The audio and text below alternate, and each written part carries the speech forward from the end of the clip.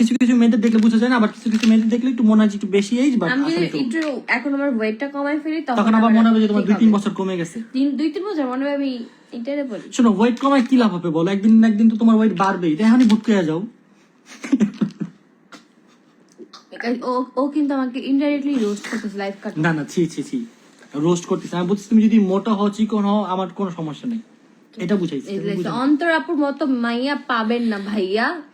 Right বলছো guys, right. শোনো, আমি তো খুঁজতেই যাই নাই, খুঁজতে আমি হচ্ছে অল ইন ওয়ান সবে গেছি একসাথে। শোনো, আমি তো খুঁজেই নাই, খুঁজলে না একটা পাওয়ার সাবজেক্ট আসে। তুই কি করস? পুরেছি এরকম করলে একটা বাবল আসে।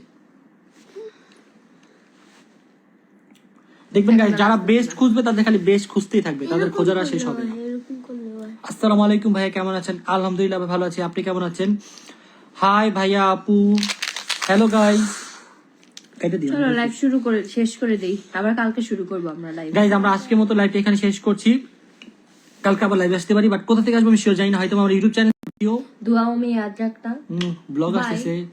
By bye bye. Best blogger, thank you, love you guys, thank you so much, bye. Bye বলার পরে কেন যাচ্ছ না বলো তো? কারণ আমরা লাইভ এন্ড করিনি। ওকে, থ্যাংক ইউ।